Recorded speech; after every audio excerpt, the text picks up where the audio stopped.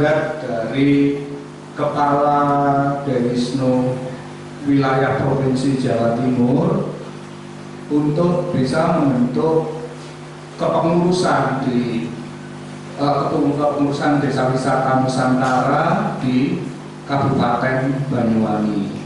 Ya, jadi tadinya saya agak lama juga ya, saya memikirkan apakah saya terima atau tidak. Kemudian saya berpikir, oke lah, karena kebetulan saya juga ada aplikasi yang memang saya juga membutuhkan Dewisnu. Jadi mungkin di sini semuanya sudah tahu bahwa saya ada punya aplikasi data, di mana di situ nanti dan akan saya kembangkan ada fitur yang namanya wisata desa. Dan saya tertarik dengan wah, Dewisnu ini luar biasa karena dari Sabang sampai Merauke itu ada gitu loh. Dan sudah mulai membentuk. Jadi saya tetap komit untuk segera membentuk kepengurusan di Banyuwangi, di mana kepengurusan itu minimal harus ada kepala kabupaten, kemudian sekretaris bendahara, kemudian juga ada seksi-seksi yang lain. Nah, sebelum di kepengurusan itu saya ingin menyampaikan apa yang menjadi misi saya kalau misalnya Dewisnu sudah terbentuk, kita fokusnya di mana. Nah, sebenarnya sudah menyiapkan presentasi, sayangnya kalah cahaya ya, itu habis saya. Jadi saya menginginkan bahwa kita tetap komit di peluang untuk UMKM nantinya, di mana saya berharap bahwa nantinya UMKM akan mempunyai peluang dan peran di dalam ekosistem pariwisata. Itu yang saya harapkan nantinya. Nah, di sisi lain bahwa Dewisnu itu mempunyai kewajiban untuk membangun, jadi mendampingi setiap desa-desa untuk membangun desa mandiri melalui pendekatan ekosistem kepariwisataan.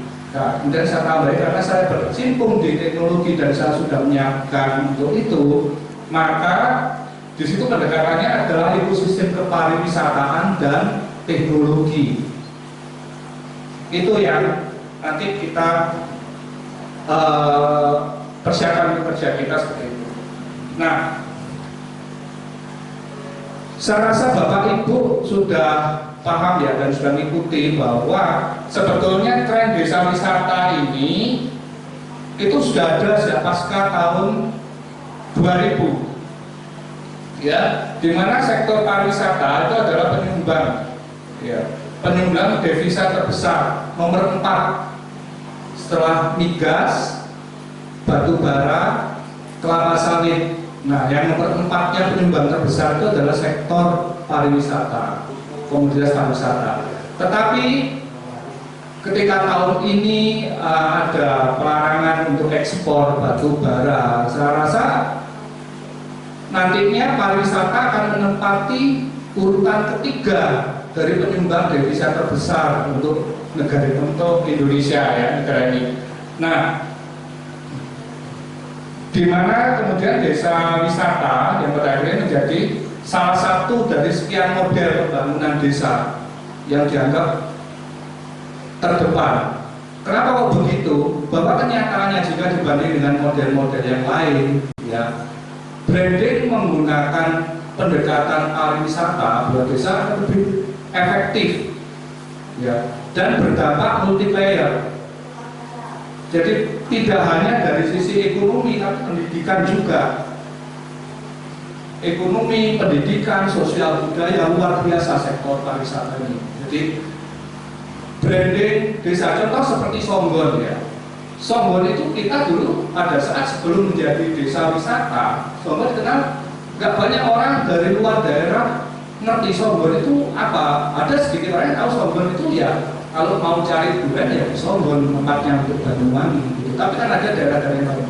Tapi begitu ada branding pariwisata, oh luar biasa, banyak daerah-daerah lainnya akhirnya mengenal Songgon dengan craftingnya. Mau tidak mau, Anda sadar atau tidak, kenyataannya kita sudah masuk di era ini. Apakah kita siap? Gitu. Nah, apa sih ciri-ciri dari era revolusi industri 5 atau yang biasa disebut dengan Society 5.0? Jadi istilah revolusi industri 5 itu adalah istilah lain dan itu populer adalah istilahnya dalam Society 5.0. Apa itu? Gitu. Jadi sebetulnya Society 5.0 itu adalah semakin menyempurnakan dan melengkapi dari era revolusi industri keempat. Yaitu apa? Era revolusi industri keempat itu mereka berbicara pada masalah go digital atau digitalisasi. Ya, jadi kalau saya boleh ceritakan ya di era revolusi industri yang pertama itu adalah mesin uap, ya. Kemudian era revolusi industri yang kedua itu adalah mesin. Nah, ini ketiga itu adalah dengan robotika sehingga banyak terjadi pengurangan pegawai pada masa itu. Era revolusi industri keempat itu sudah mulai ada digitalisasi, mulai orang mulai kenal komputer, ya, kemudian gadget dan sebagainya. Semuanya dikontrol secara otomatis, ya, dan berbasis cloud. Cloud itu internet juga, ya. Itu orang bilang pada saat itu go digital, itu di era revolusi industri 4. Dan kita baru saja memasuki era revolusi industri kelima atau yang biasa disebut dengan Society 5.0. Itu apa cirinya? Yang pertama go digital, kemudian yang kedua Internet of Things. Itu maksudnya apa? Semuanya berbasis pada internet. Contoh HP yang Bapak Ibu pegang sekarang itu berbasis pada internet semuanya. Aplikasi apapun, data pembukuan dan sebagainya, termasuk aplikasi yang saya ciptakan itu adalah berbasis pada internet.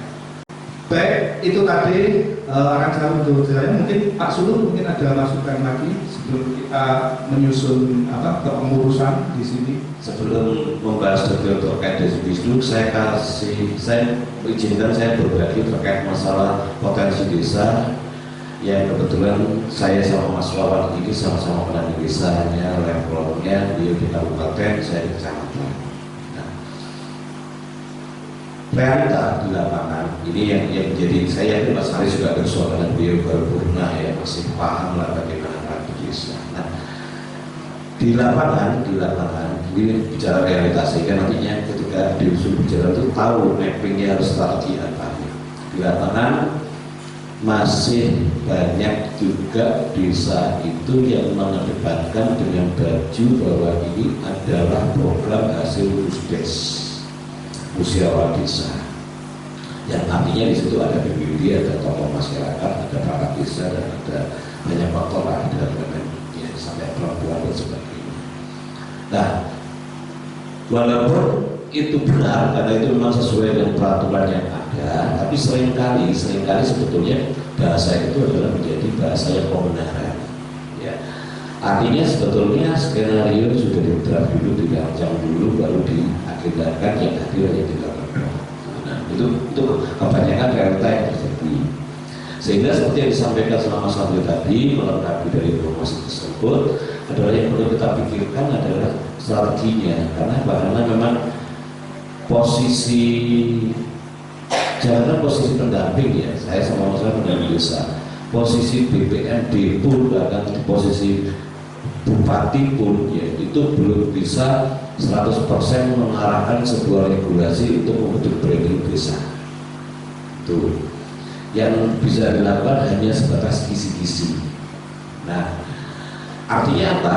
Artinya ketika kita nantinya menawarkan sesuatu hal yang memang ini seperti yang disampaikan tadi, untuk kalau Pak Saris bicara untuk Banyuwangi, ya, Mas Adil berbicara dari desa sampai dengan Indonesia. Ya. Nah, kita harus juga paham realita itu, karena ketika kita mengajukan konsep, ya, saya melihatnya di Dewas ini kan kita menawarkan konsep dan kita menjadi pendampingi. Ya. Nah, maka itu akan menjadi cenderung lemah, terkecuali ini sekaligus masukan ya buat Mas Andri selaku perwakilan yang ditunjuk untuk Kabupaten Boyolali ini, terkecuali kalau backup yang saya lihat di beberapa literatur referensi di dunia maya itu Dewas Benu ini sudah bergandeng tangan dengan beberapa kementerian, sebutlah 3 kementerian dalam negeri, kementerian desa, dan kementerian pemberdayaan keluarga, kementerian pokoknya ketika digelar pariwisata ya. Sekilas ada saya menemukan literasi, memang itu juga salah satu inisiasinya atau pemikirnya adalah juga dari Dewas Benu. Nah, hanya saja masih belum banyak yang menguatkan asumsi atau salah satu yang saya ceritakan tadi itu, karena lebih banyak image bahwa aplikasi desa wisata Nusantara itu adalah miliknya Kementerian Desa. Nah, jika ini memang benar dari satu literasi yang saya dapatkan menyatakan bahwa aplikasi Dewas Benu ya Desa Wisata Nusantara itu adalah inisiasi dari organisasi Yayasan Dewas Benu, maka minta juga semacam referensi, rekomendasi ya dari yang ada di atas entah KPP atau barangkali bisa kita langsung ke Pak ya, Ketua Umumnya, sehingga nantinya kita bisa lebih nyaman lagi, karena di desa sekarang lagi di blow up ya. Untuk di Songgon Pak Saris ya, di Songgon desa yang tempat titik destinasi wisata belum ada yang masuk di aplikasi Dewas Benu. Makanya kami semua pendamping desa dikerahkan untuk memasukkan itu dengan bahan dari masing-masing pengelola tempat destinasinya ya. Ini biar lebih lagi. Itu saja dulu sementara, nantinya akan ada materi yang barangkali masih ada jeda waktu akan saya sampaikan secara sendiri kaitannya dengan organisasi. Saya ingin